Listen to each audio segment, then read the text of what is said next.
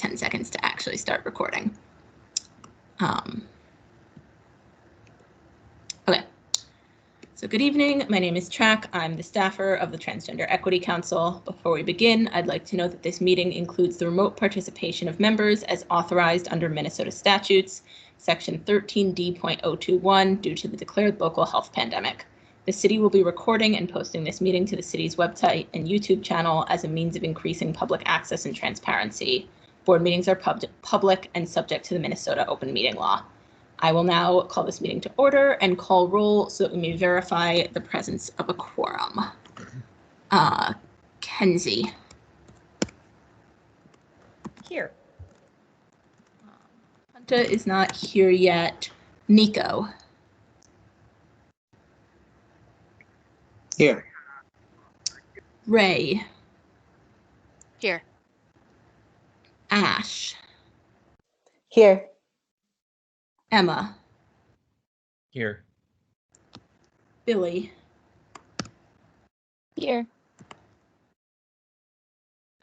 Becca doesn't appear to be here yet. Galen. Here. Destiny. Here. And I know Casey, Shore, and Cece all let me know that they couldn't make it tonight. So we do have a quorum, and I'm going to pass it to Kenzie so that we can review and adopt the agenda and minutes. All right. So who wants to move to adopt the agenda? And actually, this is Track. I'm realizing that there are two things to edit on the agenda.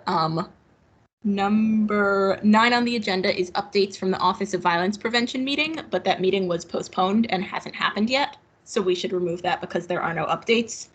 And we were going to do part 2 of co-chair elections, but the person who was interested in running as a third chair couldn't make it tonight. So I guess I would propose removing those two and adopting the agenda with those amendments, unless anyone has any other amendments. I motion to adopt the agenda with the amendments Track noted. I second that motion. This is Destiny. Awesome, thank you. And so I'm gonna call roll for all in favor. Thank you all for going through this process. Kenzie. Yes. Nico. Yes. Ray. Yes. Ash. Yes. Emma. Yes. Billy. Yes. Galen. Yes. And Destiny. Yes. Wonderful. There are 8 in favor, none opposed, and 5 absent. The motion passes. The agenda is adopted. On to the last 2 meetings' minutes. All right. Does anybody want to move to adopt the minutes for our January 14th meeting? And I'm just going to say for simplicity, if anyone wants to move to adopt both the 14th and the 27th at once, so we only have to do roll call one more time, that is a totally fine thing to do. Sure, I move to adopt. This is Ray. I second. Awesome. And one more time, Kenzie. Yes. Nico. Yes. Ray. Yes. Ash. Yes. Emma. Yes. Billy. Yes. Galen. Yes. Destiny. Yes. Amazing. There are 8 in favor, 5 absent, none opposed. The motion passes. The next item on the agenda is that I was going to give a quick report back on the conversation we had last month about recording meetings. So I just wanted to let you all know that I have met with the city clerk about what protections, if any, we have in place for TEC members or members of the public attending TEC meetings who are concerned about like the potential safety implications of our meetings being recorded and posted on YouTube. Unfortunately, the answers that I was given is that the only protection provided is the same thing we offer to city council members, which is just to call the police if you are threatened. Which I wanted to report back that was what was told to me. I know that does not necessarily address the concerns that were brought up. We will be required, once we are meeting in person, whenever that is, to also record in-person meetings. That's new for those of you who were on the TEC pre-COVID when we met in person. I have been instructed that we will angle the camera such that we will be recording members, and folks who are members of the public and not appointed members of the TEC are welcome to sit so that they're out of the camera angle if they so wish. Obviously, that can't be, well, anyone is welcome to just call in or to keep their video off here. What that looks like online and what that looks like in person are different. The state of Minnesota is not one of those states that actually provides a right to privacy, only to having certain data made private under certain circumstances. And so although Minneapolis has adopted privacy principles, they have to be within the requirements of state law, and that is what gets us into this situation. I'm fully aware that does not particularly answer or address the questions that were asked. Transparently, I don't think I'm going to be able to get an answer that sufficiently addresses the concerns raised, but wanted to honestly report back what I had been told. And if anyone has any questions right now, I'm happy to either try to answer them or to take them back to other folks in the city and report back to you all again.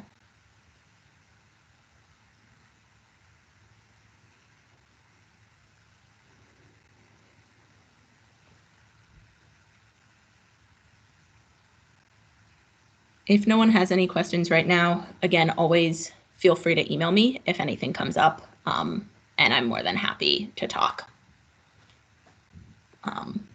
In a true moment of transparent facilitation, the next item on the agenda was some follow-up from strategic planning that Hunter was going to lead. Since he's not here yet, Kenzie, do you want to lead it? I'm also happy to hold any pieces that you don't want to because you weren't planning on it. Yeah, I guess logistically, shall I just pose all of our questions and we can kind of just get that feedback? Oh, lovely. So our first question is, what kind of support would be the most helpful from the co-chairs or from the subcommittees, or for subcommittees or in general? So if anybody has any ideas on what kind of support that they need or what support works for them, that would be great to know.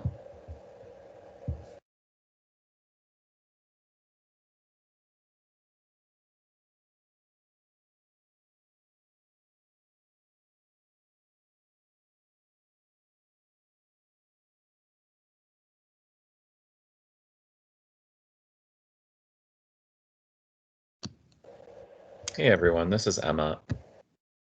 Can we confirm at the last meeting, did we decide that we were going to have just 2 subcommittees? Okay. Yes, So at the last meeting, you all, I think, settled on training and policy. Right. Yeah. Okay.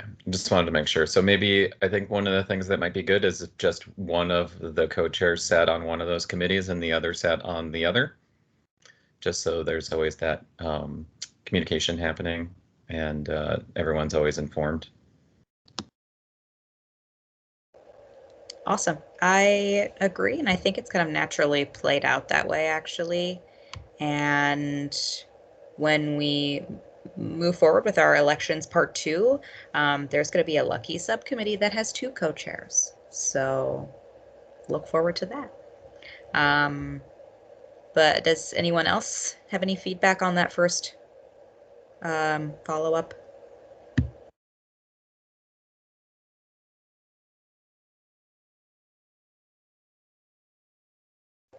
All right. And I mean, if we're still stewing, feel free to send out an email. Second follow-up question is, what items are useful for co-chairs and staff to be putting on monthly agendas consistently to support this work?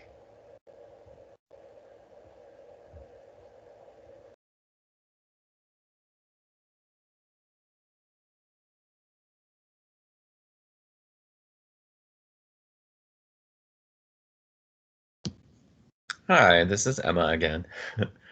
I would say some of the things that I think would be important are subcommittee check-ins for sure. Any kind of recommendations from council would be helpful, or anything that council wants to like float by the TEC. Yeah, I think any kind of pertinent things that are kind of floating out there throughout the city that track you may become aware of. Just general updates on what is kind of happening. That's all.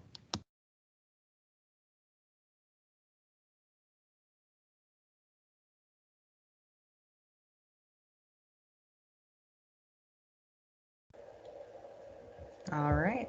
Then our last question is, how are we planning on responding to policy that we know is coming in 2021?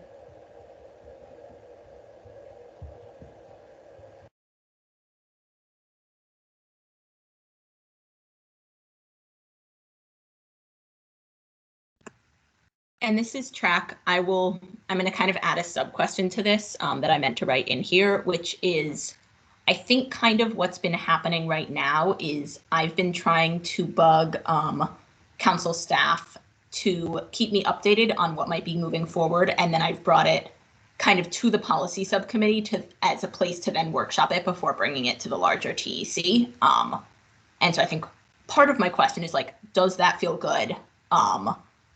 And the other part of the question that I at least personally have around this is, of the things that like we discussed in the January 27th strategic planning meeting of policy that we expect to happen, is there anything where you're like, we know right now we want to be writing a letter to council and organizing people to testify and all sorts of stuff, so we should have that on our radar in terms of capacity and time commitment?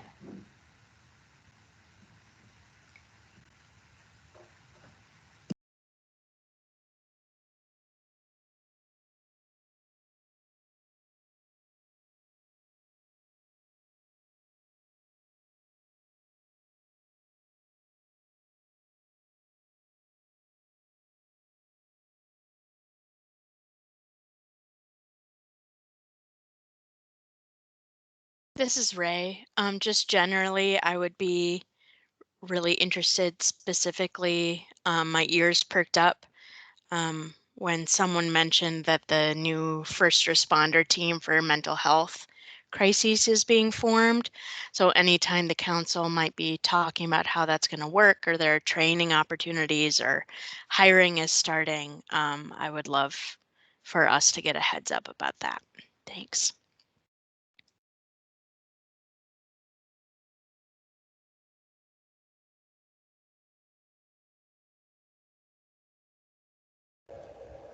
Beautiful. And like I said, if anyone has any thoughts kind of after the fact, just send us an email. So since we are delaying our elections part 2, we will move into subcommittee updates. So if there's anyone from the policy subcommittee that wants to report back.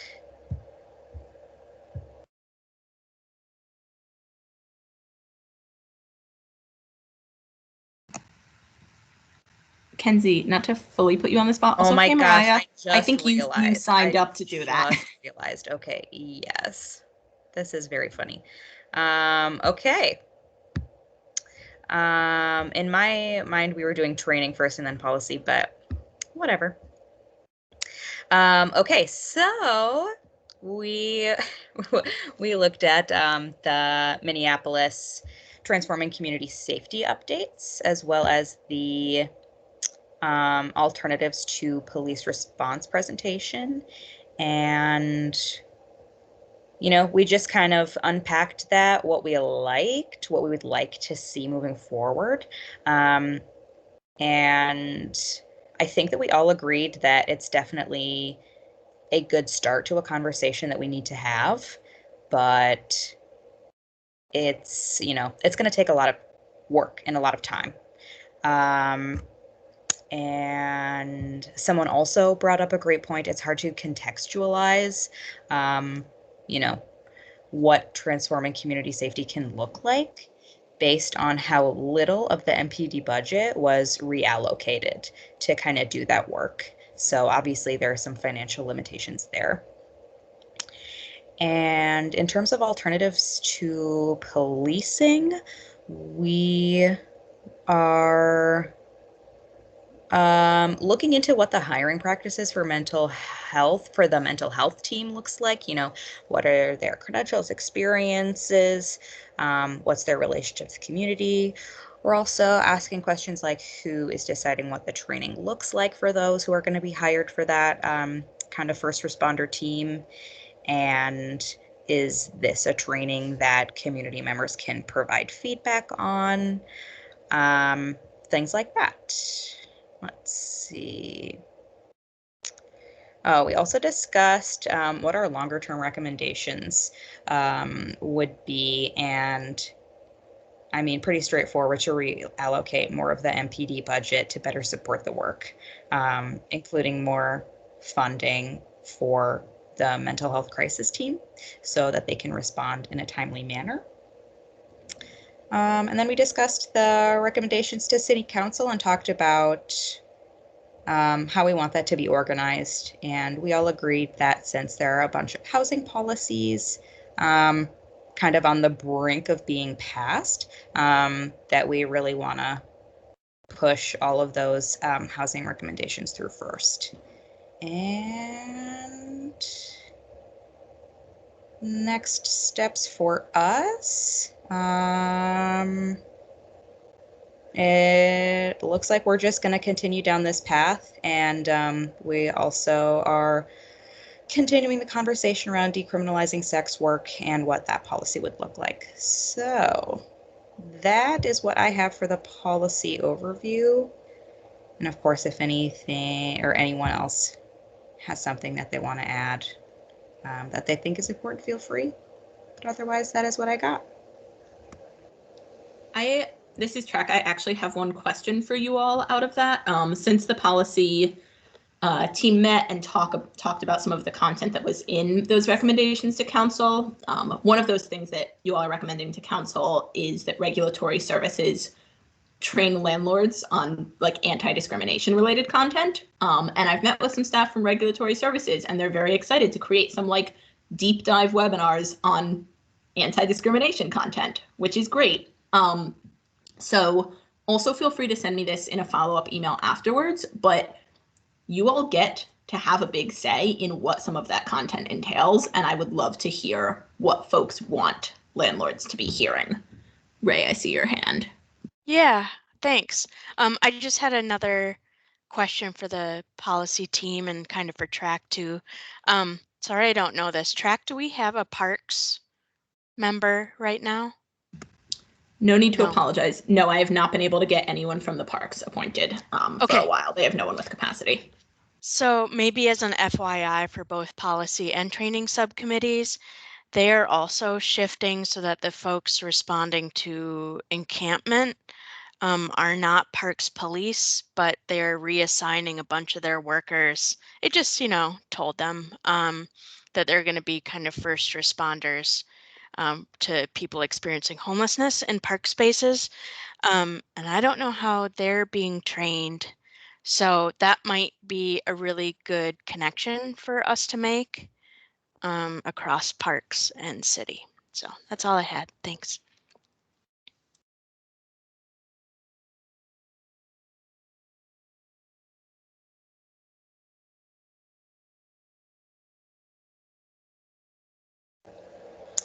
I will say, just to quickly respond to that, we are currently working Track, correct me if I don't get all these details wrong, or if I don't get these details right. we're looking at what kind of policy and like training we have with the outreach workers in the city of Minneapolis. And I think that, I mean, they won't be the first responders, but I think that they are definitely going to be some first responders, given that they're kind of out there actually doing the work. So just thought I'd throw that out there.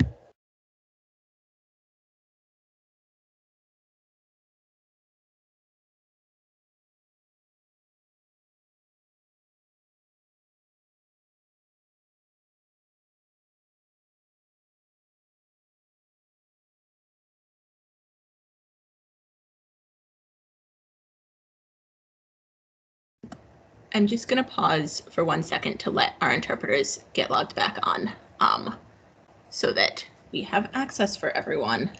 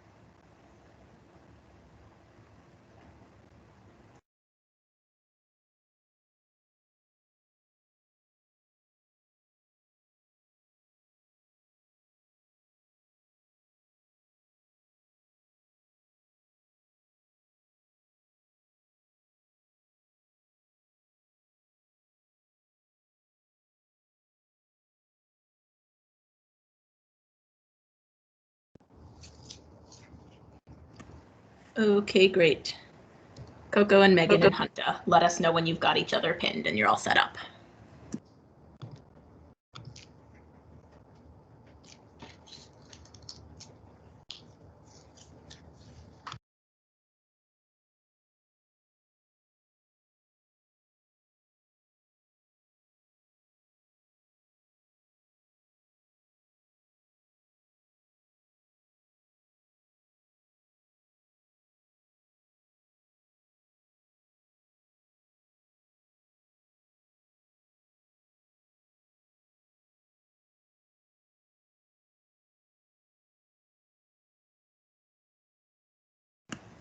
Megan, is the thumbs up to us? Are we good? Or are you all still connecting? This is Megan. I just think Coco and I might just need 1 second. I can't see Coco, but if Coco, if you're good, you just say you're good.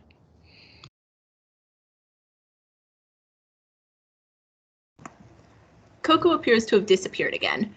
I admitted her and she's now not here. Oh, no, wait. I'm confused. Yep, I think we're good to go. Coco's there and Hunta can see her. Great. Okay. Kenzie, I will pass it back to you for wherever we were in updates. Sorry. Yes. Yeah, I think I just wrapped up the policy summary. And I think we're ready to kick it to training if somebody from training wants to kind of report back on their meeting.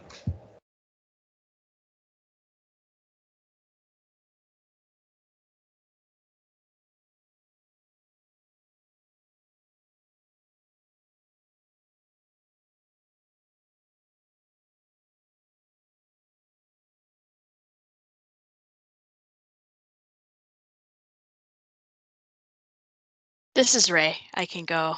I don't think we decided who is sharing, but if other people will jump in, that'll be great. So from us, just an update that Track and Destiny and folks in race equity and HR have been talking about where the training is going to be housed.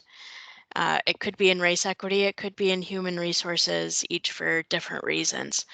So we decided as a group that whatever works and is sustainable in terms of making sure the training continues, we're fine with. We don't have a preference, so stay tuned for what happens with that.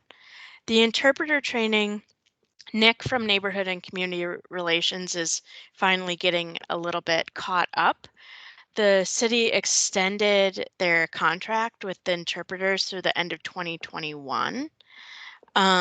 So he's just starting to write the next RFP, and hopefully we'll have something in place before the summit happens.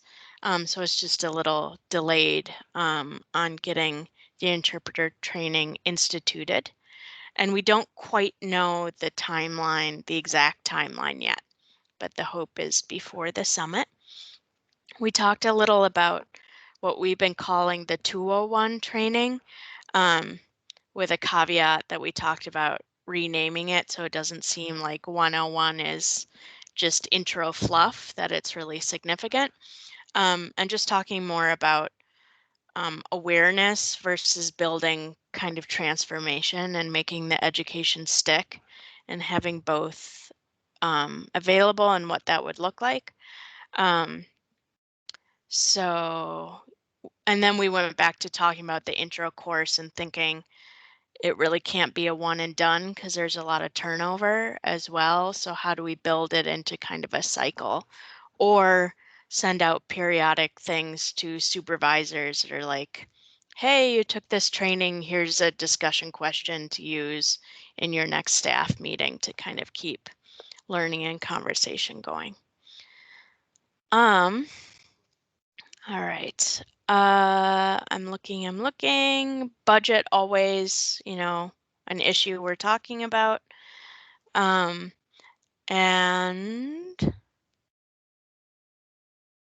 a little talk about engaging between TEC, like our subcommittee, and the trans issues work group, so that we're kind of all sharing burden and also pushing for like impact and continuity.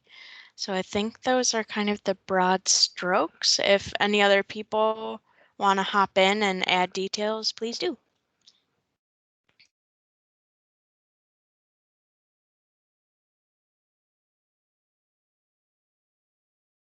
All right. Ray, that's actually a beautiful segue because we are now going to move on to trans issues work group updates. Track, that's you, yeah? Yes, that is me. Sorry, I was forwarding a calendar invite to one of our presenters, who I think I forgot to send it to before, but now it's sent.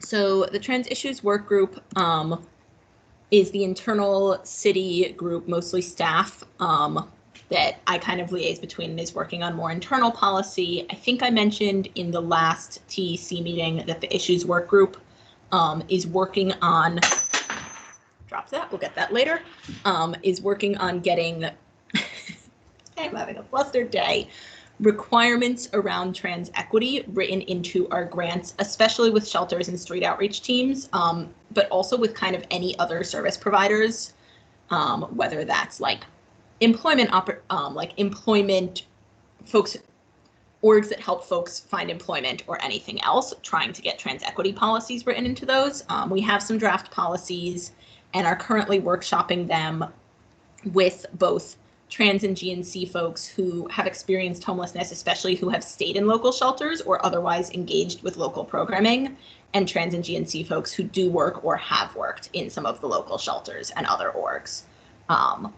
So I believe I've sent this out in email, but this is partially a call to you all. If either you fit in one of those categories or you know folks who do and would want to connect and you have not already sent me those names or made that connection, please do. I want to make sure that we're reaching as many folks as possible and that this policy is like truly representative of what the folks with the best lens on it want to see happen. And so we are working on that, and it will hopefully be something that we implement on an informal level at both the city and the county relatively shortly. And then in a year or two, when both the city and county are writing new requests for proposals to start new contracts, will be something that is formally required in those contracts. Because we've recently started a bunch of contracts, and so we can't get it in the ones. We missed that opportunity, but are hoping to kind of like ease folks into it and then require it in contracts moving forward, and partnering with folks at the county since they grant to far more shelters than we do. I would say that's the biggest work coming out of the trans issues work group right now. We also, the other piece I will say is we haven't fleshed out the like miscellaneous social services providers piece of that quite as much, thinking it could include like some work the health department contracts out even around like sex ed for youth in schools and like healthy dating content, employment programming, like I said. But if you would want to provide feedback on that or know folks who would and would want to help make any of that more specific, right now we have a shelters policy, a street outreach policy, and a like miscellaneous social services policy. We don't have anything that goes into detail around employment or anything else. And so if you have specific thoughts of what should go, of other more specific policies we should be developing, that is the other thing that I would love to hear. And feel free to shout things out now or to send me an email later, whichever feels best for you. But that is probably the biggest update out of the issues work group right now. Does anyone have any questions about any of that? Especially folks who maybe weren't here last month when I originally shared context on this. Please feel free to ask if there's more information that would be helpful. Hey, Track, this is Emma. Is there any kind of, maybe it's just really early, but what would that training look like for, you know, shelter and outreach? Would that be like trans competency, trans and GNC competency training? Like what specifically, yeah, what specifically would that look like? And I know it's also, you're also talking about implementing policy about like, not being able to exclude people based on their gender identity. Yep, totally. So the policy that we would hold shelters and street outreach providers to would have a number of specific, like, you need to incorporate this non-discrimination policy. You need to update your grievance process in these ways. You need to communicate these things, like, to your volunteers, to your clients, to your employees in these ways. And then would also have a requirement around staff training. It would be some sort of trans and GNC competency training, but we haven't fully fleshed that out. Transparently, we don't want to make these requirements like an extra hoop that makes it really hard for small orgs to apply for our grants. So ideally, we will increase the amount of the grant to cover the cost of doing any of this. And we will like connect them to a trainer, etc. So I would also say if you have things you would want in that training for them or trainers you would want us working on for that, that's actually not to turn your question back at you, but that's not a thing we've spelled out, and a thing that your feedback on it would be super helpful. I see Galen's hand too. Yeah, obviously I'm missing a lot of context here because I'm new. So I'm just going to ask maybe a silly question. Is there existing like non-discrimination language that is like boilerplate that has been used in the past? And does it mention trans and GNC folks already and we're just adding to it? Or is this like, you know, we're pioneering a new inclusion? Totally. No, that's not a silly question. I don't think I've said that explicitly. Minneapolis's non-discrimination policy does explicitly spell out gender identity and has since the 70s, actually. And all of our contracts say that you have to abide by our non-discrimination policy.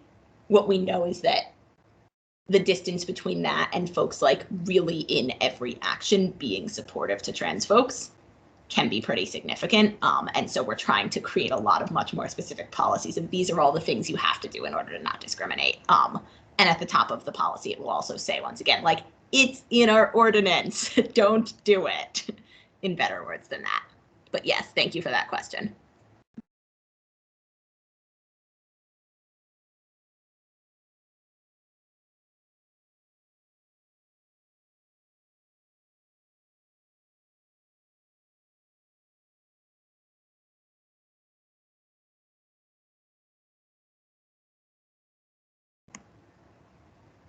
Awesome. Does anyone else have anything else?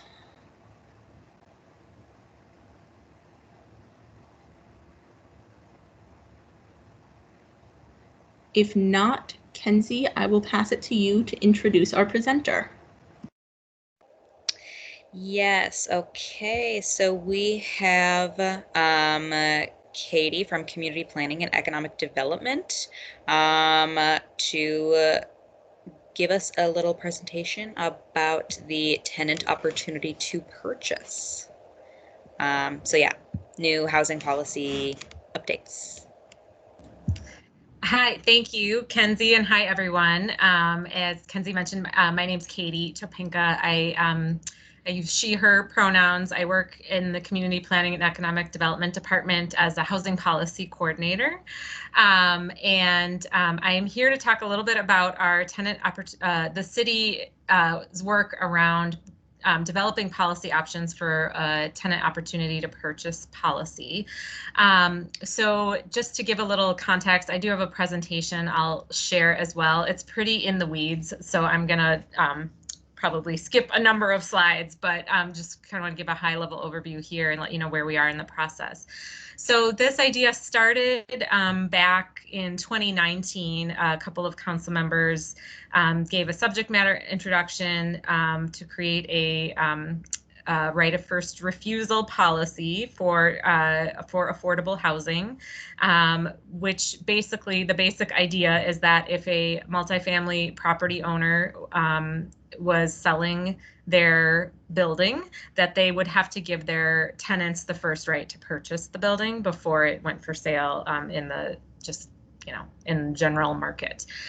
It's the most well-known policy similar to that is in Washington, D.C. They've had a long-standing tenant opportunity to purchase policy. And so we had some staff from Washington, D.C., some city staff and advocacy organizations come out and do a city council study session in September of 2019. After that, we hired a consultant to help us analyze what a policy could look like in Minneapolis. And so the presentation I'm going to share is actually the consultant's presentation that they gave to the council's Business Inspections Housing and Zoning Committee in November. But it's really, they went through a year of engagement with stakeholders and research of peer city policies and just put together 3 different policy options that for our city council to consider. And so I'll just share some of this PowerPoint and then happy to have some discussion and I'll end with kind of where the process is at this point. And Shrek, how much time, can you remind me, just so I can pay attention to how long I'm talking? Totally. We had said 15 minutes, but had 1 or 2 things we ended up cutting from the agenda. So if you need a little bit more, that's all right. Got it. Okay, thank you. All right, I'm going to share my screen. 1 sec. And there is, if anybody's on the phone, I don't know if that anybody is, but this is linked in the agenda as well. Okay, I don't think I'm sharing my screen. One sec.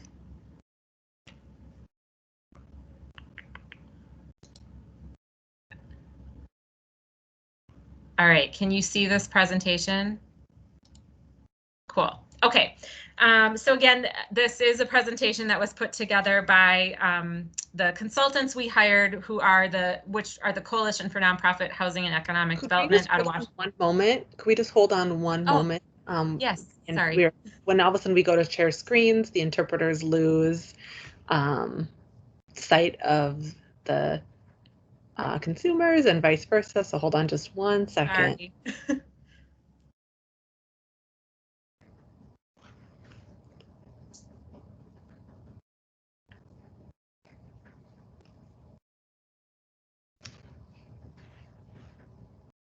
And I'm just saying, hold on one moment. Sure.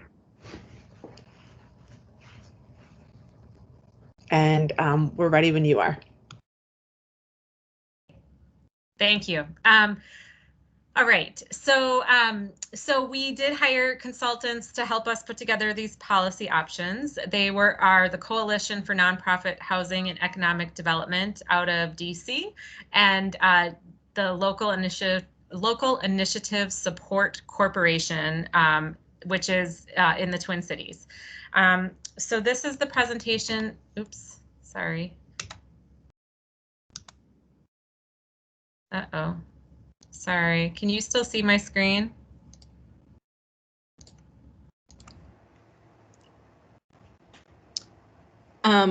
We could see your screen, but now you're sharing your Teams chat. Oh, now your screen is gone again. Oh no, I think we lost Katie.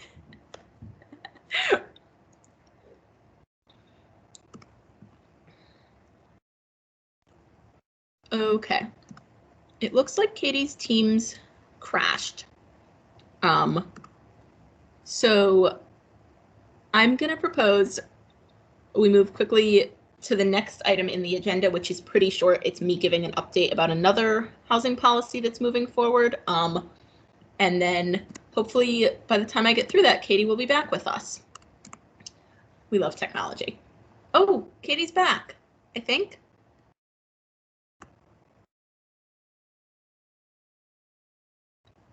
Katie, are you? Sorry, I got kicked out of the meeting and then now my computer's not wanting to unmute. Okay, can you hear me? Sorry about that. All right, I'm gonna pull this back up, try this again. It kicked me out when I tried to advance the slide, so let me there, okay. All right, you can see my screen? All right, thank you, sorry. Okay, so as I mentioned, we hired the consultants to help us with some engagement with stakeholders, to research peer cities and their policies, and then to do some market analysis of the Twin Cities, and then to give us some recommendations of potential policy options the city could consider. So this just kind of shows you that process. What am I doing? There we go. Okay, so this is just telling you kind of what our market looks like here in the Twin Cities, just to set a little bit of a stage. A lot of our rental properties are in single family homes. So this is properties and not units. So that's an important distinction. So even though a lot of the rental properties are single family homes, that doesn't mean all of the units are in single family homes, but it's still helpful to kind of get this picture here. Katie, I'm wondering, I can't see the different colors very well on this. Could you tell me what are the two different greens representing, or what the different colors are representing? Sure. So the lighter green, this big piece of the pie, is single family. So 50% of the rental properties in Minneapolis are single family homes. Okay, got it. Okay. And then the darker green is rental properties with 21 to 50 units. So you can see a lot of our rental properties are small. That's Thank you so much. basically- That's helpful. Sure. Okay. There we go. So this is just telling, so one of the things the consultants looked at for us was the number of sales that we see in a year. And this is just helping inform kind of like how often would we expect for buildings to go through this process if we had an opportunity to purchase policy. So anyway, I don't think we need to go in a lot of detail, but that's just one of the pieces of information we wanted to gather. And one thing I'd note is that this is properties built before 2010. One of the things that we heard from a lot of the stakeholders and that we know is that newer properties often change ownership pretty quickly. It's kind of just the way there are a lot of developers who might develop something and kind of sell it right away. And so one of the considerations the consultant gives in the policy options is to just exempt those new properties within the first 10 years. Okay, sorry, there we go. And then this is just showing that we still have a tight vacancy rate in Minneapolis, and rents have, you know, continued to steadily grow. And then we have a lot of investors, national investors, purchasing properties in Minneapolis. Although we know for a lot of the smaller properties, there are still a lot of local investors as well. And this slide is just showing that we know anytime there's a if renters were to have the right to purchase their property, there would likely need to be different sources of financial assistance available. And so these are just some of the existing affordable housing financing sources that we have.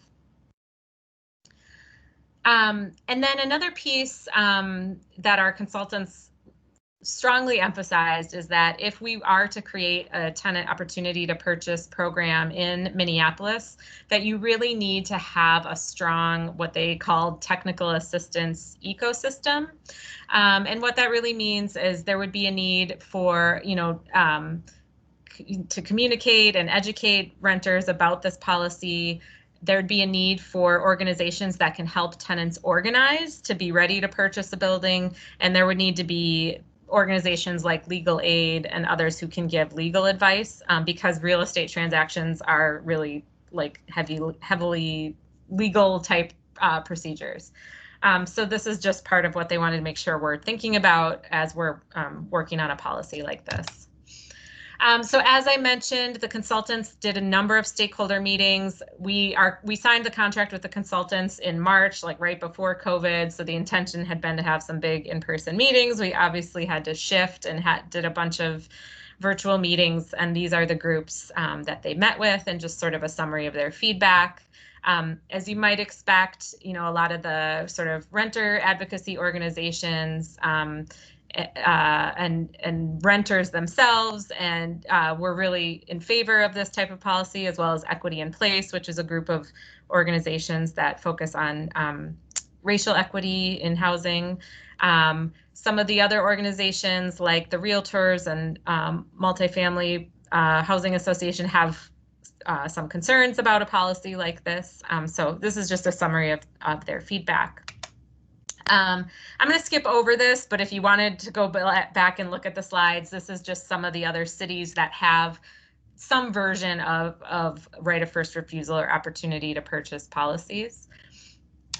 And so now I'm going to just talk about what the 3 policy options that the consultants proposed for our council to consider, what those are. This question here is, what is the city trying to solve? These bullet points here are what the council authors have sort of identified as goals in a policy like this. So one is like creating tenant ownership opportunities, or really creating rights for renters. One is preventing involuntary displacement, and then another is preserving housing stability or affordability, I think would be another way to look at that. And I should have mentioned this at the beginning, the 4 council members who are working on this are Councilmember Ellison, Councilmember Schrader, Councilmember Fletcher, and Councilmember Gordon, sorry, temporary lapse there. So those are the 4 working on this policy. So some of the questions that have to be resolved is like, who would actually get the right? What type of housing would it cover? What would the timelines be? Like, how long would tenants have the ability to make an offer before it would just go for sale in the regular fashion? And then like what kind of systems and supports need to be in place for this to be successful. So I'm just gonna, I think, focus on this slide for the rest of this and then hop to the end for the policy questions. But essentially the consultants gave us three options to look at. Actually, I'm going to switch to a different one. I'm going to go to these. These are a little bit better, I think. So the first is really focused on tenants' rights and preventing displacement. This is very similar to the Washington, D.C. policy. It really just gives tenants or a tenant organization the right to purchase the building. The way the consultants recommended we design a policy would be that tenants would actually have the right of first offer. So if a building owner wanted to sell their property, they'd go to the tenant and tell them that, and the tenant could register their rights to make an offer. And then they would eventually make an offer. If the property owner declined that offer and went and sought other offers, then the tenants would also have a right of first refusal. So they could match the offer that the owner got in the regular marketplace. So it's sort of got 2 ways for tenants to kind of exercise a right. One of the things that it does is try to address some of the concerns that property owners have raised, that this extends the sale timeline too long. Because if a tenant or tenant organization didn't register their right to make an offer up front, then that's kind of if they don't do that, then they don't get the right of first refusal as well. So that can just kind of shorten the timeline to get at some of those concerns. Anyway, basically, I'm already talking too long, so I'll kind of start to go a little more quickly. But essentially, this gives tenants or tenant organization a right to purchase a property. The next option, and this is like the flow chart of how it would work. Obviously, it'd be kind of a complex process. The next option would give a tenants the rights to purchase a property, or it would give a qualified organization the right to purchase a property. So it could be that the tenants would have the first right, or if the tenants chose not to exercise that right, then a qualified organization could do it. And it's envisioned that a qualified organization would be a developer or somebody who had gone through some vetting to be deemed qualified, and that they could.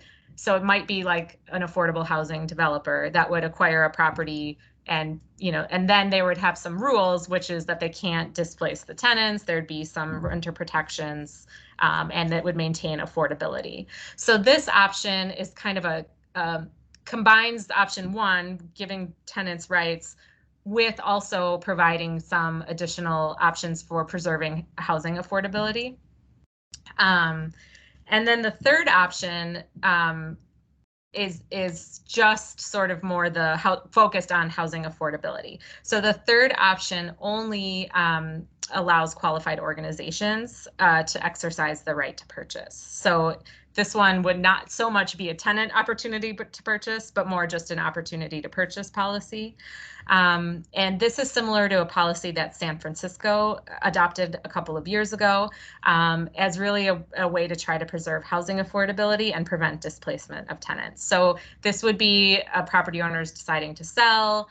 They first have to notify this list of qualified organizations, and they would have the first right to purchase before it went just for sale in the general market. So that's kind of the gist. Those are the 3 policy options that the consultants have prepared for us.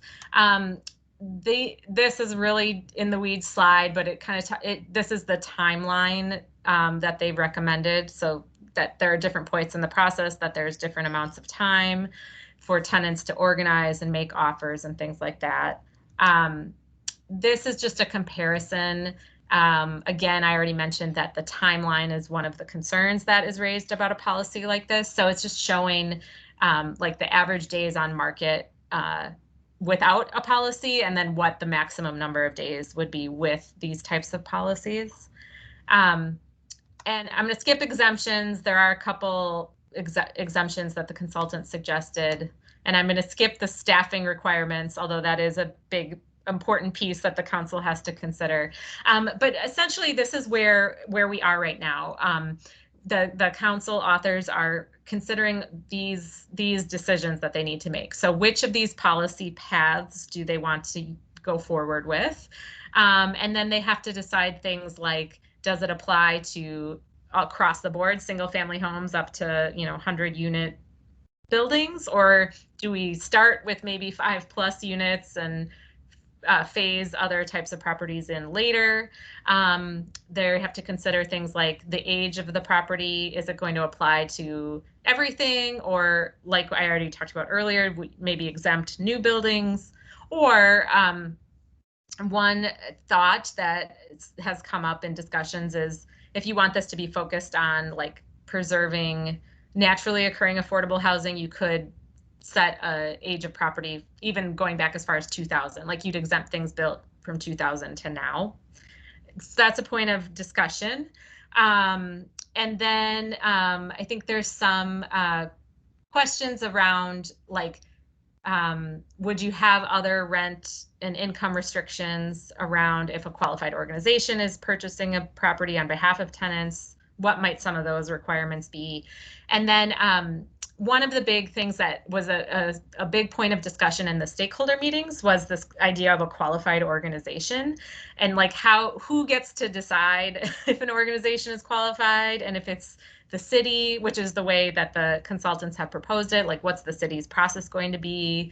I think there's some concern from like a racial equity standpoint of like, is the city just going to pick the same 5 developers it already works with and not work with new emerging developers? I think there was also concern raised by some of the multifamily housing industry providers, sort of a similar concern of like, would the city only pick nonprofit developers, even though there are a lot of for-profit developers who could, act in this area and still preserve affordability and have good outcomes as well. So I think that would be a thing we would just really need to have a transparent process, a process where we invite in community to help inform how that would work.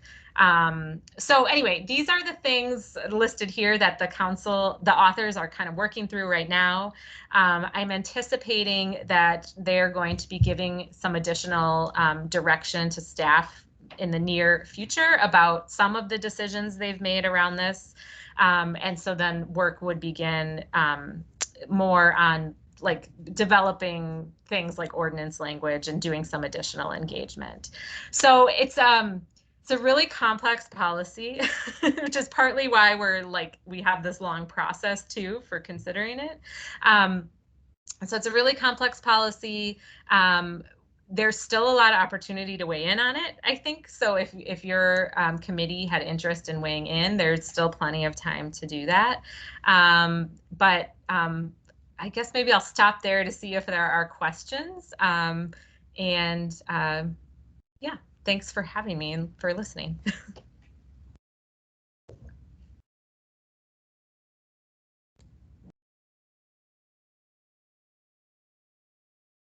And maybe one other thing I can just share, because just from conversations with TRAC, I know that your committee has talked a lot about different affordable housing issues as well. So this is one policy that, there's work happening around right now.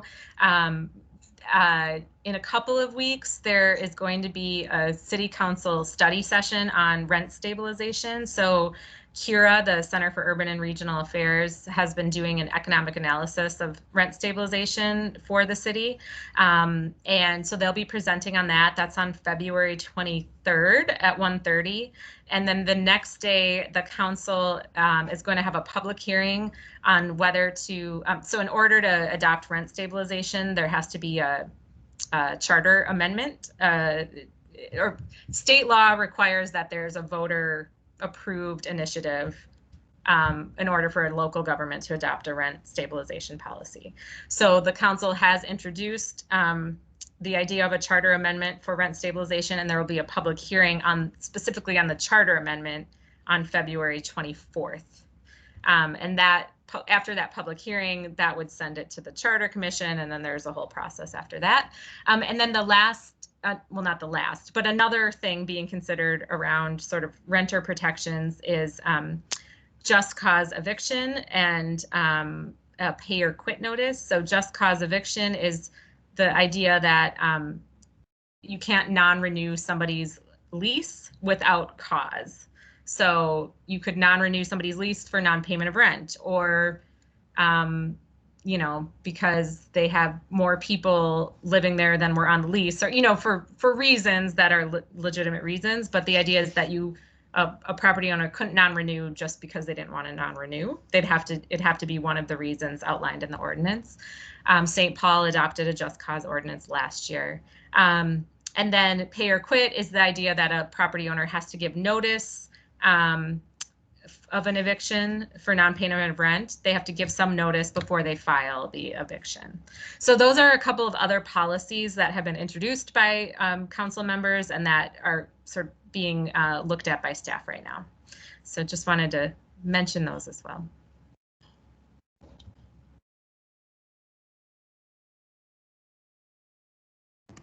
Thank you so much for all those updates, Katie. Does anyone have any questions or comments or anything in response? Yeah, this is Hunter. I do. Oh, sorry. Is someone else talking at the same time? Should I go? This is Hunter. Let me know. Either way. All right, I'll go. Again, this is Hunter. So my question is about folks experiencing homelessness. You know, of course, this is happening in the Twin Cities just because a lot of people can't afford their housing right now. They've lost their job. I know that we have Section 8, that we have HUD, but they've gone through quite a few cuts. So I'm wondering about the rent stability for folks that just can't afford housing. Because of course the goal is, you know, mostly people who are experiencing homelessness are young folks in the BIPOC community. So, you know, maybe they've lost their job or whatever, for whatever reason, especially in the pandemic, this is happening a lot. I'm wondering if there's a plan with that and how that applies to the rent stabilization. And is that going to be temporary, or is this something that is more long-term? Do you have anything you can add to that? Sure. Yeah, thank you. Really great questions. So in terms of, certainly we have seen there have been people experiencing homelessness in our community for a long time. We've seen it a lot more visibly over the last, year or so. So there are, I think the policies I just talked about are generally focused on trying to keep people stably housed. But also, in terms of eviction prevention, we know that eviction sometimes can lead to homelessness eventually, because if you are evicted, you may have a hard time, getting housing in the future. So I think I think that we're trying to have a number of tools available to try to create more housing stability. But part of the homelessness prevention, you know, there are the city formally partners with the county Office to End Homelessness, and kind of we try to partner on funding and getting resources allocated. So an example is next week at the Business Inspections Housing and Zoning Committee, we are going to be awarding funding to several organizations for rapid rehousing, which is, or we're going to be asking the council to approve it, I guess is how I should say that. So that's, you know, providing short-term rental assistance directly for people currently experiencing homelessness to try to get them out of shelter or off the streets and into housing. So getting some short-term rental assistance and wraparound services. So, and you're right, there are housing choice vouchers, there are other programs like that. They have been underfunded at the federal level for a long time. I don't know if I want to say fortunately, but partly in response to COVID, we have received, the city, county, state has received some federal money that we would not otherwise have to be able to do things like the rapid rehousing I just mentioned, emergency rental assistance programs, and other homelessness response, like trying to create some new culturally specific shelters and fund outreach workers. So I guess I'm saying all that to say I agree with you that those are really important needs. And I think we're in a little bit of this time where things are really hard, but we're also getting federal resources that we wouldn't have otherwise had, which is an opportunity to hopefully get more people stably housed in our communities. And it's possible we're going to be getting even more federal money. Congress, and one of the things Congress is looking at is more funding for public housing authorities to have rental assistance specifically for people experiencing homelessness. So I think I'm hopeful that, you know, out of crisis, we can have some like long-term positive outcomes.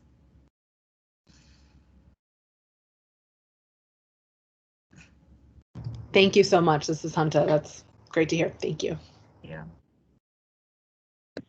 And this is Billy. I had a question. So in regards to the three options, it seems like the first two are really focused on tenants' rights and the right to purchase that property if it was to go for sale. Then the third would be directly selling it to an organization who would then, I guess, I'm assuming, help those tenants purchase the home. And I'm sorry, those slides were really quick. So you said that the case studies that were presented were from San Francisco and Washington, D.C.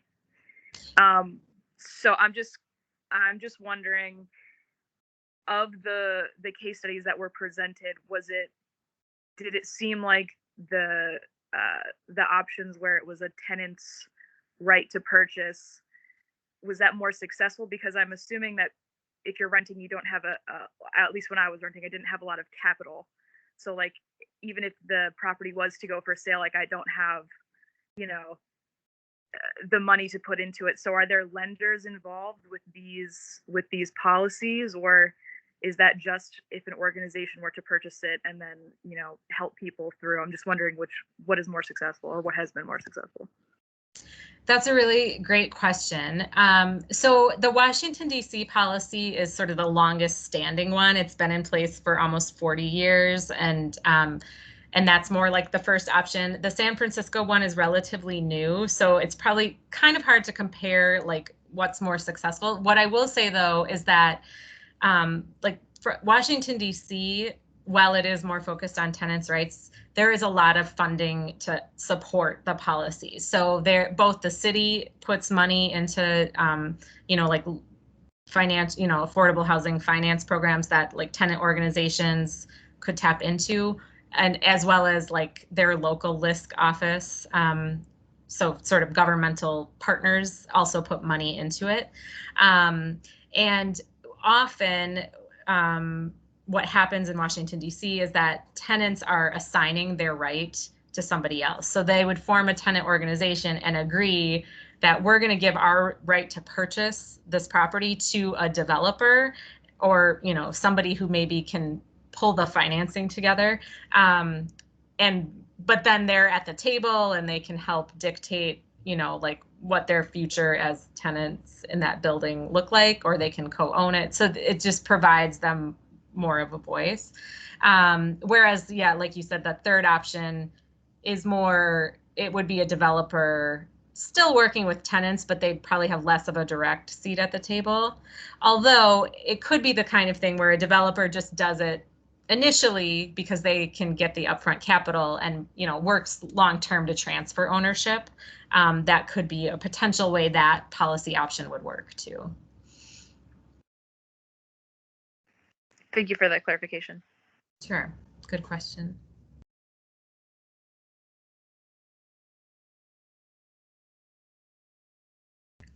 And I'm happy to, so this presentation is linked in the agenda, and Track, I'm happy to just stay in touch with you on some of these other housing things as they're moving along, so you can keep the committee up to date. Or if it'd be helpful to come back at some point, I'm happy to do that too. Awesome, thanks so much.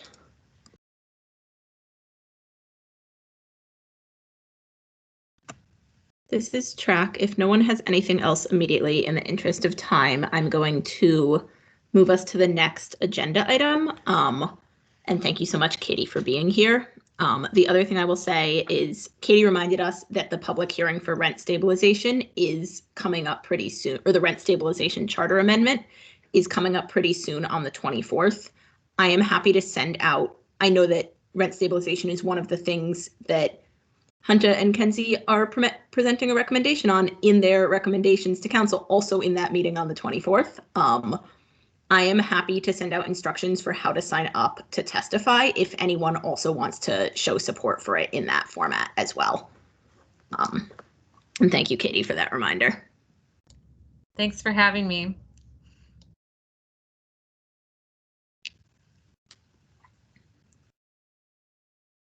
And I think what we had is I was just going to give a quick update on one other housing policy that's coming up. And then Kenzie and I are going to pass it over to Hunter to give a presentation. But the update I have is just on what's called the maximum occupancy ordinance, which the city has already partially changed. It's in our city code in 2 places, and we're working on changing the second one at this point.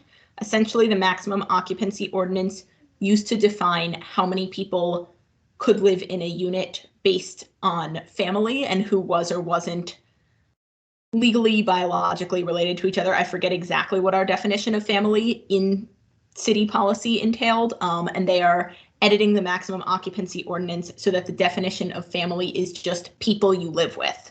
So essentially that you cannot have more people than it is like legally safe to have living in a certain location, but whether you are related no longer has any factor into how many people can live there. We did not bring in a presenter from another department to present on that because it's not super technical. It's basically just the change I summarized right there, but wanted to give you all an update on that as it's mentioned in the TEC recommendations. And if anyone has any questions, I can try to answer them now or connect you to someone if they are more complicated things than I can answer.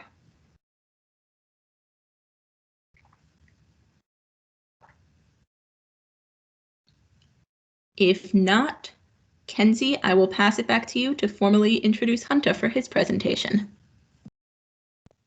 Yes, Hunter, one of our co-chairs, is going to share his knowledge with us around deaf culture and disability. So Hunter, without further ado.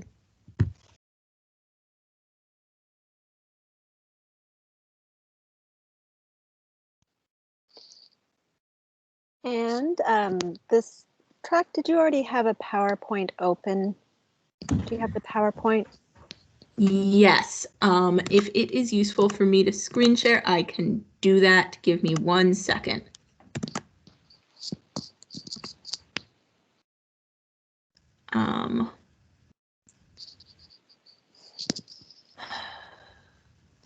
Sorry, I was hoping this would open in a different format than it did. Give me 1 second. I'm gonna pull it up in a way that will work slightly better.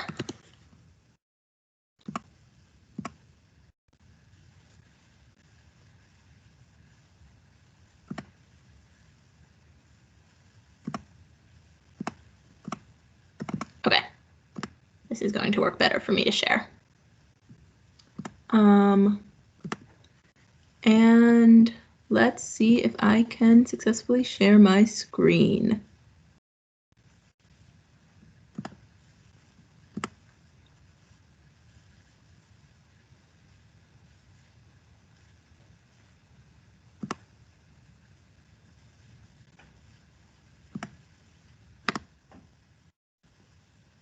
Are we good?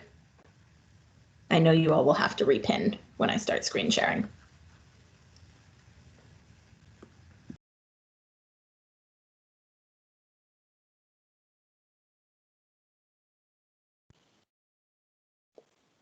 Okay, great. The important thing, can you see me? The interpreter can see, okay.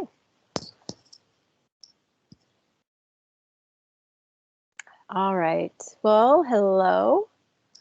The reason why we wanted to bring up this presentation about deaf culture, in part, is, you know, recognizing that there are so many different potential isms, and another one that is autism, and this is how one would sign it.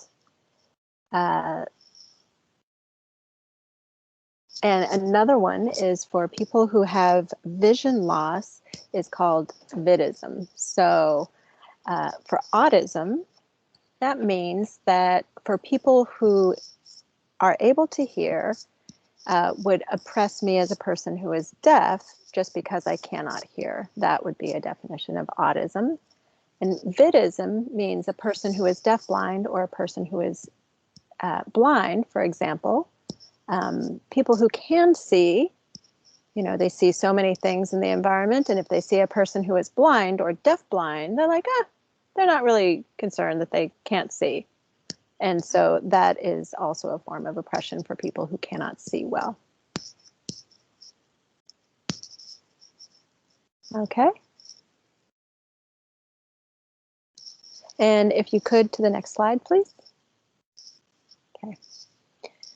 Now, effective communication. What does that look like and what's the purpose of it? So I'm going to be talking more in depth about that later, but if you want to go ahead to the next slide.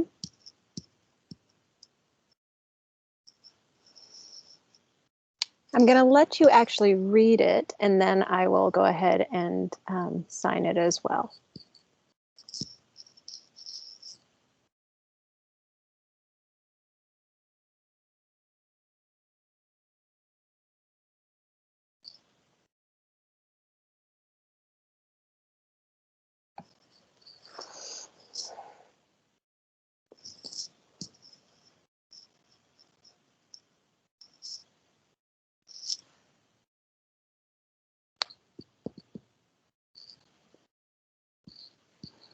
All right. Now, to give some historical background about and context about ASL, I'm not going to go too in depth. I'm just going to give more of an overview. But when you see deaf as a capital D, this means culturally deaf and a person who is proud to be deaf. They have language, they have a culture as a deaf person, whereas a small d deaf person is a parent who has experienced hearing loss potentially later in life or due to something sudden like being in the military and losing their hearing. There are different kinds of deafness, and those people who we say with a small d deaf are people who actually have more experience as a person who could hear before or are embedded much more in that world versus a person who is large d deaf who is culturally deaf, and they're very proud of that identity. Whereas a person who is small d deaf is already enculturated into the regular hearing culture where they are. Now, something else to notice is that people who are big D deaf, that are culturally deaf, also have a language in common. And, you know, when people think about different types of disability, people who use wheelchair, etc., people think of them as disabled, but people who are culturally deaf don't feel themselves to be disabled in the same way. So people who are culturally deaf typically feel we have our own culture, our own language, our own abilities, and we don't feel that we're actually a part of a disability group. And people typically majority would typically treat deaf people as if they were disabled, though, even though the cultural group does not necessarily feel that they are disabled. Now, for myself, I actually was born hearing and became deaf. And I also am losing my vision. After a car accident, I started losing my vision. And so then I became a deaf-blind individual. And deaf-blind culture is actually different than deaf culture. So with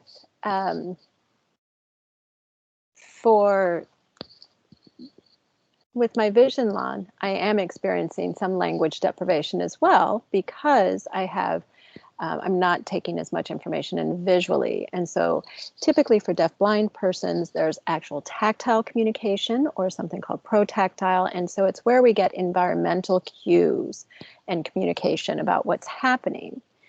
And like recently, for me, with presentations, for example, that have very small text or different colors, it's difficult for me to see that clearly. So I do have to remind TRAC sometimes, or any presenter, please to send me the PowerPoint directly so that I can also read it in my own way.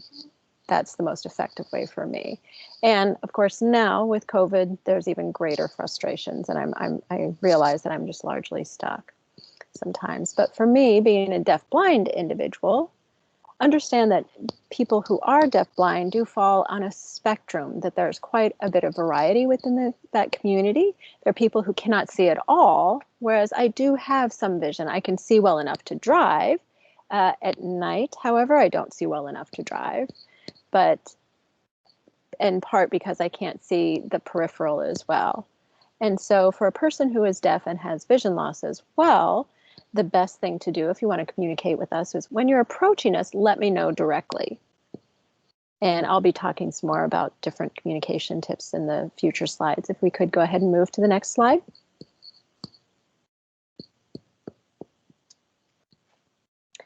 And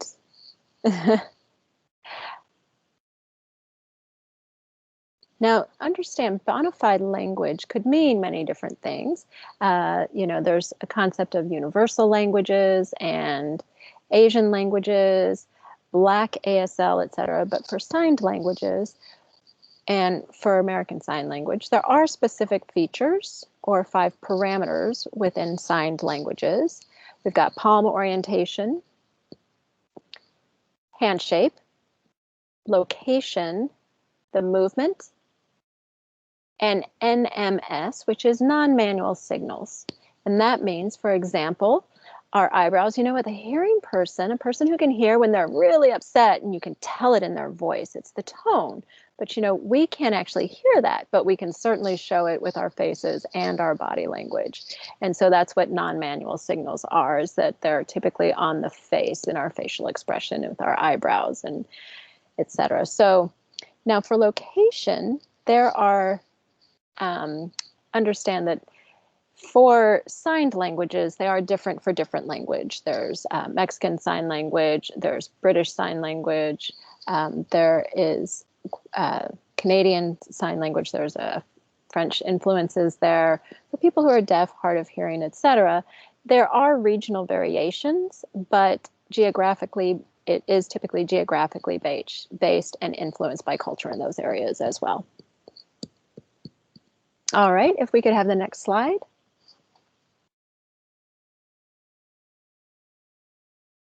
And so when you meet a deaf person, I'll give you some tips. First, some support, and then there's tips, and then interpreting and what's effective and not effective. And the next slide, please.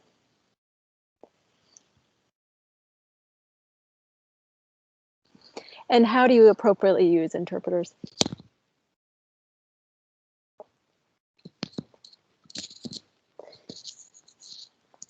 All right. So then to the next slide.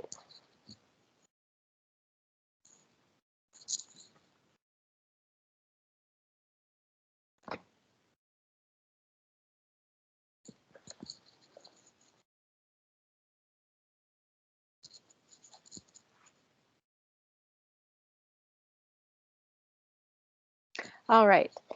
Now, how to use interpreters. Now, there is a much more in-depth training that we could talk about later, and I'm happy to discuss this anytime. But in reality, authentically, when you're working with interpreters, when you use interpreters, services for deafblind persons, places could be doctors, courts, legal, meeting, employment, and typically you would need to have a certified interpreter. And the reason for having a certified interpreter is being assured of skill level, linguistic, and appropriate interpretations. If a person does not have certification, they could interpret in very specific settings only. For a person that doesn't have certification but is qualified, they might interpret, but they could misinterpret. And if you think about those settings, a doctor's office, legal situations, there's quite a bit of accountability in those settings. So now, to have an interpreter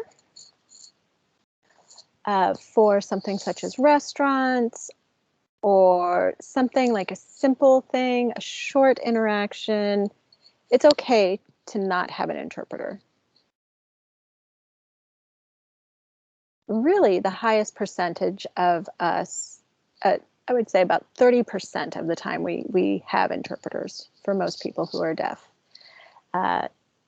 Interpreters are not actually in my day-to-day life with me all the time. Honestly, I need a break from interpreters, So interpreters have specific uses, and there's transparency about the information that they're conveying and their ability to make sure that communication is transparent. Now then also, one of the common things that a hearing person would do is say, oh, hey, to an interpreter. They would talk to the interpreter, but really they could communicate with me.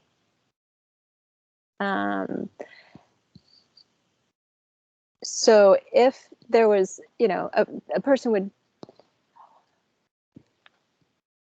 it is possible to communicate without an interpreter, and sometimes people would get interpreters even if it wasn't necessarily per my request. So it's best to always consult with the deaf person about what their communication needs are.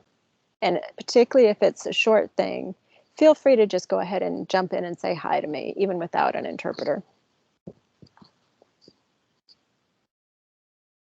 Okay. And next slide. Now here, it's sometimes there's ineffective communication, which is things like this, coming up to a deaf person saying, hey, do you read lips, with very exaggerated lip movements. And it, for me, honestly, I don't read lips. So that would be ineffective communication. Sometimes if, I'm with many deaf people, if I'm with people who are hearing, pardon me, that was an interpreter's error, and they're saying something and I'm curious about it, and I say, hey, what's going on? And they say, it's nothing, don't worry. And it's clear that I can see through their laughter, what their body language is, that something is happening, and I would like to know, So if they tell me, oh, never mind, it's not important, that doesn't work. If I were to approach somebody and they would say, oh, you're deaf. Okay, well, sometimes they just walk away, and that is extremely oppressive, but it happens very, very frequently, unfortunately. And the next slide. Now, for effective communication, obviously, writing,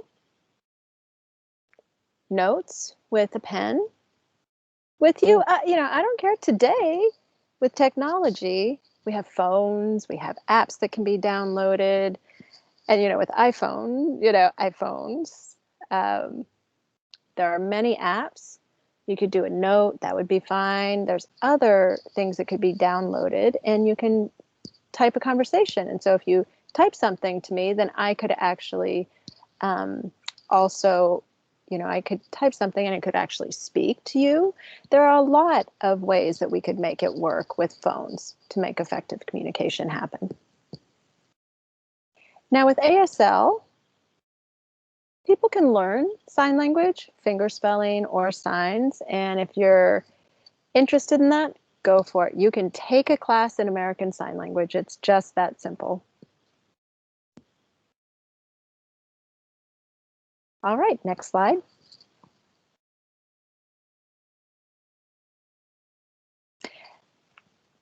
Here's several references that you can look at, and I just wanted to share these with you. You can take a look and become familiar with those yourself. The overall point of what I'm trying to communicate is that, particularly for the TEC, I am a person who identifies as deafblind. And so if you're wanting to communicate with me, these are the ways that you can communicate with me.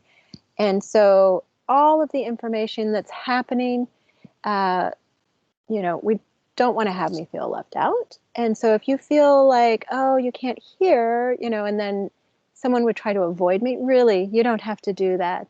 If you think about it, that would actually, it's an ism towards me, both bidism and audism, if that were to happen. And so an important thing is with communication, you know, often we have an interpreter, and sometimes for people who are hearing, they'll think about getting an interpreter, but then they'll say, hey, to the deaf person, would you pay for the interpreter?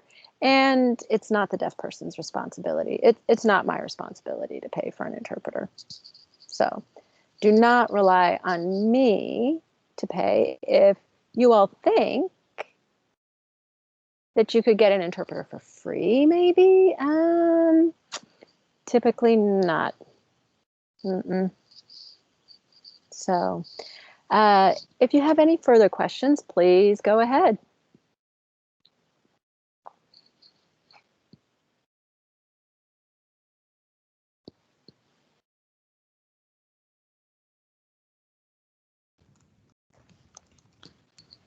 Hey, Hunter, this is Emma.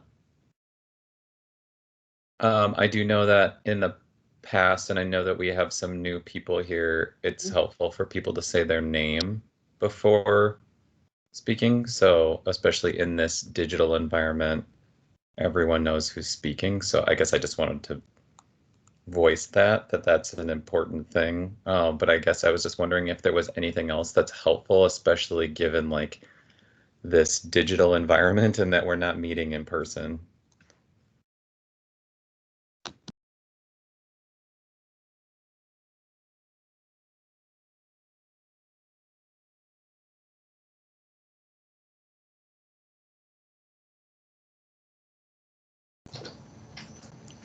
Okay, Emma. Yeah. Yes. So this is Hunter speaking, and yes, there are a lot, especially when there's a lot of people involved in a meeting. It is crucial that people say their name beforehand. Thank you for bringing that up. Not only that, just so I know who's talking, but also I want to look on the screen if their video's on to be able to find them. And so I often have the interpreter on a bigger screen, and so everyone else is small, and so it takes me some time to find you when you're talking. So it's nice if you say your name and then wait for a second and then go ahead. It's nice too if you have a clear background, then it helps me be able to see you easier. I'm trying to think of an example. I've seen some backgrounds that are just like wild, wild. So I can't tell like where the person is or what's going on. So that's just one other thing that I could think of. Yeah, I can't think of anything else that will help. But if something comes up, I will definitely let you know. Yeah, I'm pretty good communicator. So if it comes up, I will share with the group. Thanks for asking.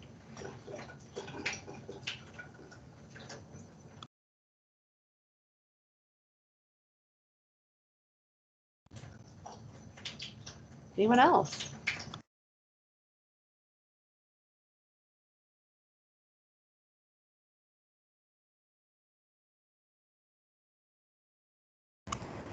This is track.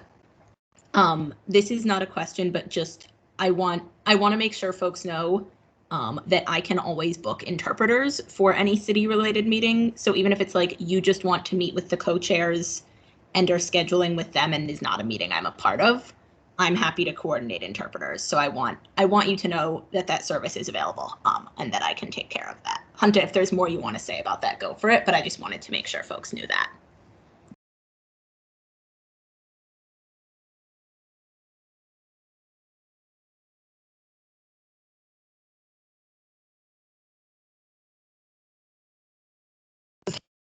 Oh, excuse me, this is Hunter. I would add to that. Yeah,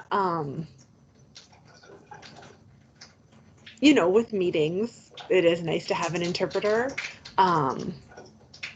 It's nice though if there are, you know, other situations where we might need different interpreters, but it's nice to have consistent interpreters for these kinds of things.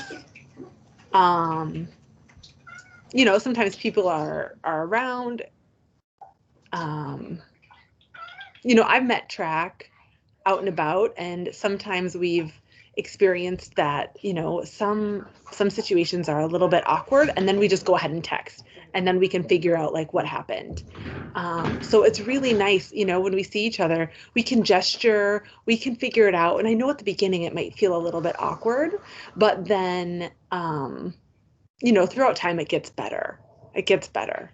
And I know, you know, sometimes people do think that I have to have an interpreter for all of my interactions. But like I said before, interpreters are not my life. I don't have interpreters for all kinds of things. And I interact with people and hearing folks all the time. You know, think about it. I go out and hang out with my friends. I don't have an interpreter for every interaction with my friends, you know? So it's just something to think about.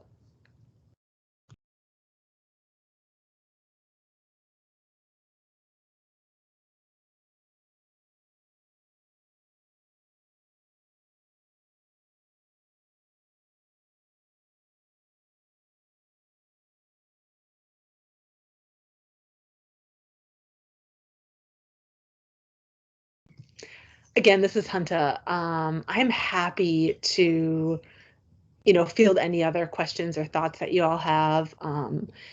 You know, I know everyone has a different style of communication, and all deaf people are different. You know, deaf people have different experiences. Some deaf people have experienced language deprivation, and they don't have access to ASL, or they don't have access to English, or they have access to different levels of English. So really, all deaf people are different. You know, so as you can imagine, I can only speak from my own experience, and for me, I'm, you know, comfortable with getting together with people and figuring it out, because that's my comfort level.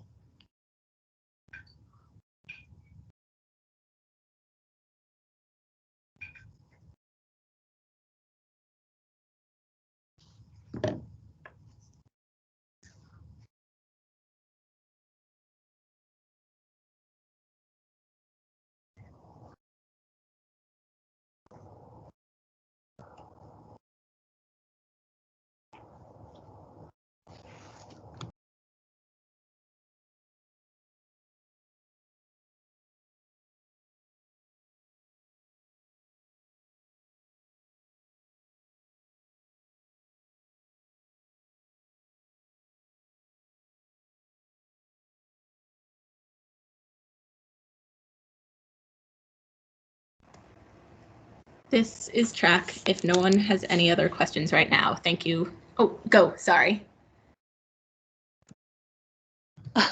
No, that's funny. I was just going to say, it sounds like there's no other questions, so I'm happy to move on to the next topic. Or track, were you going to say add something before we go ahead and move on? It seems like we both had the same the same feeling to move on. Yes, exact same Well, impulse. It's like we only have about 6 minutes left, so. Go ahead. Yes. No, I was just going to say, if no one has any other questions, thank you so much to Hunter for presenting. I believe that was the last item on our agenda. I wanted to leave a little space just in case anyone had any reflections on stuff that came up earlier in the meeting that they hadn't voiced until now, or particularly, I know that you all asked Katie some questions on her presentation about the upcoming housing ordinances, but if anyone had any further things you wanted to discuss just as the TEC about how you all wanted to respond, not that there needed to be, but realize since we had a couple minutes, we could create space for that if there was anything. And if not, I will leave it to the co-chairs to determine when we wrap up. Hey all, this is Emma. I would just say I have a really hard time with public speaking, and but it would be really great if anyone really wanted to go on record for the meeting on the 24th, if anyone wanted to volunteer for that. And I know in the past when I've done that, like Track, you've been helpful with like coaching and going through statements. I haven't done one of them since we moved to a digital world, so I assume it might be even a little bit easier because there is that distance. But if anybody had the urge to, or the desire to take that on, that'd be great if someone wanted to represent us. And this is Track on the virtual piece. I will add and say you would just be calling in by phone unless you were signing. Obviously, we do it differently if we're using ASL, but for folks who would be speaking, you would just be calling in by phone, so no need for video. And Charlie actually is the expert on the line, I think, because he has had to staff in IT quite a number of these. But as Emma said, I'm happy to like draft or like help you draft and edit comments or anything else that would feel helpful if you want to testify. And would say even if there's anyone who might be open to testifying and is willing to put your name in the chat right now, so I can know to check in with you about that, that would be, and so everyone else can kind of support you in that, that would be awesome.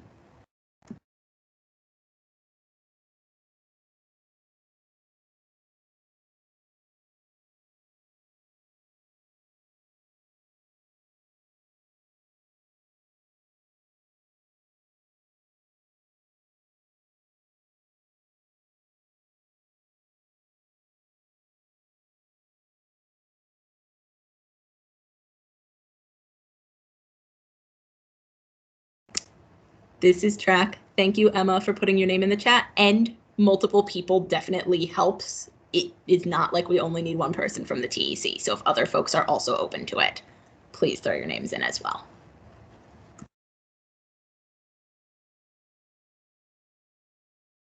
Yes, the more the better. This is Hunter. The more the better.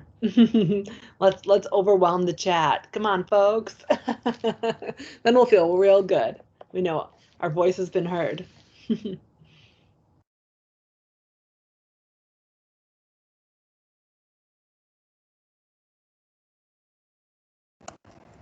And this is Track. The last thing I will say on that is, particularly if like you're a city staff and it's not possible for you because of workplace dynamics to testify during a workday hearing or something like that, but you are folks who would be interested, like bringing in folks to support is still supporting this, even if it's not people saying I'm a member of the TEC and I'm testifying. So please connect me with folks, or if there's more information that would be useful to send out to your friends, I'm happy to send you whatever you need.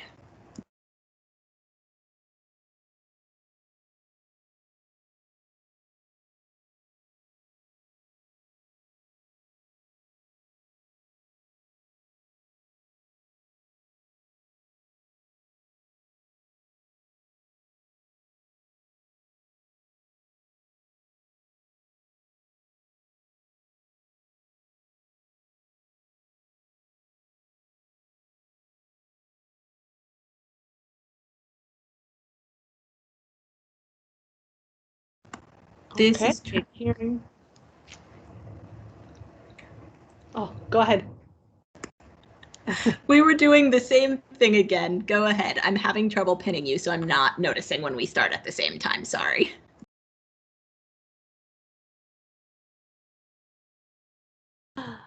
No problem, no problem. I was just saying, hearing none, it sounds like we should go ahead and close the meeting.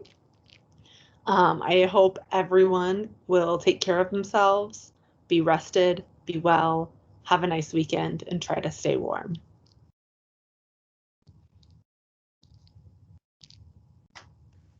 Thank you, everyone. Be well, stay safe. Bye, everyone. Everybody, talk to you soon. 116.